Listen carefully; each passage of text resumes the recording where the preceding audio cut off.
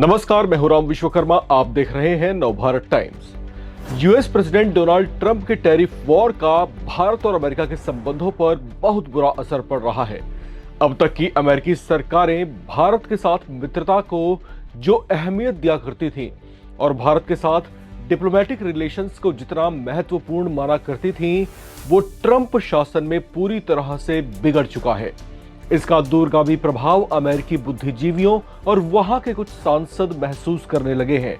इसका नतीजा ये हुआ कि अमेरिका में ही राष्ट्रपति ट्रंप के टैरिफ वॉर के खिलाफ आवाजें उठने लगी हैं।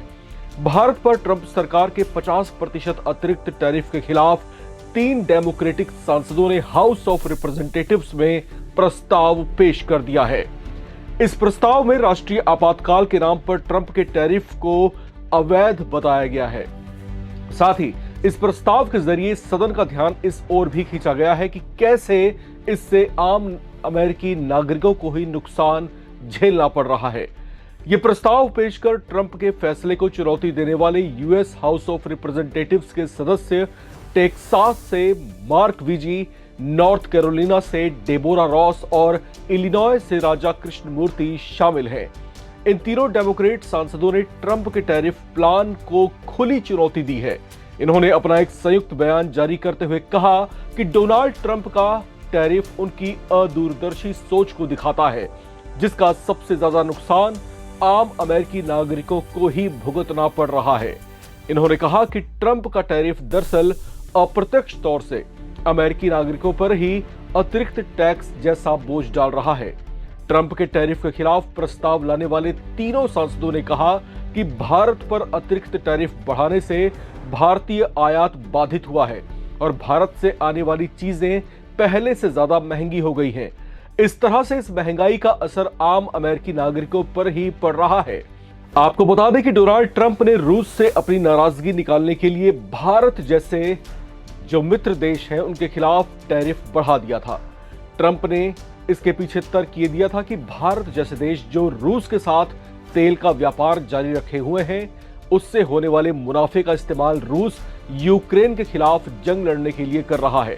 इस तरह से ट्रंप ने भारत पर 50% का अतिरिक्त टैरिफ बढ़ाकर ये दबाव बनाने की कोशिश की थी कि भारत रूस के साथ अपने व्यापारिक संबंधों को तोड़ ले। हालांकि उनका ये प्लान ज्यादा कामयाब नहीं हो सका। उल्टे इसका असर अब अमेरिका में ही महसूस किया जाने लगा है। आपको बता दें कि भारत दक्षिण एशिया में अमेरिका का रणनीतिक साझेदार रहा है। अमेरिका की पिछली सरकारें भारत जैसे बड़े कंज्यूमर को अपने लिए अवसर की तरह देखा करती थी, लेकिन डोनाल्ड ट्रंप की नई सरकार ने इन संबंधों को पूरी तरह से हाशिए पर रख दिया। अमेरिका फर्स्ट की नीति का नारा देने वाले ट्रंप शायद ये एहसास नहीं कर पा रहे कि अंतर्राष्ट्रीय ताकत बनने रहने के लिए अंतर्राष्ट्रीय समर्थन और मजबूत सहयोग की भी आवश्यकता होती है।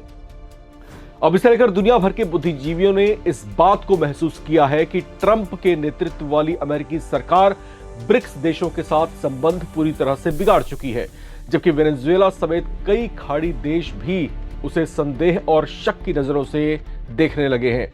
वहीं नाटो जैसे संगठनों में भी अमेरिका का पहले जैसा रुतबा और प्रभाव अब नजर नहीं आता।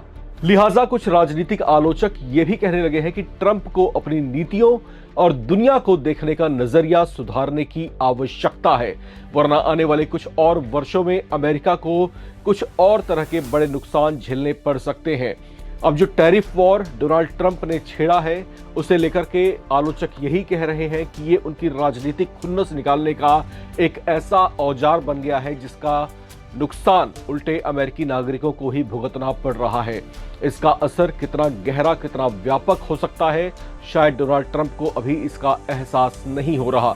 हालांकि जो सचेतक हैं, अमेरिका के जो बुद्धिजीवी हैं, वो लगातार डोनाल्ड ट्रंप को सचेत कर रहे हैं कि अभी भी मौका है, अपने फैसलों को बदलिए, अपनी दूरगामी सोच को और विस्तार दीजिए, ताकि अमेरिका का जो प्रभाव विश्व के ऊपर अब तक रहा है वो वैसा ही प्रभाव आगे भी बना रहे। बहरहाल इस रिपोर्ट में इतना ही। बाकी अपडेट्स के लिए आप बने रहें, देखते रहें नवभारत टाइम्स।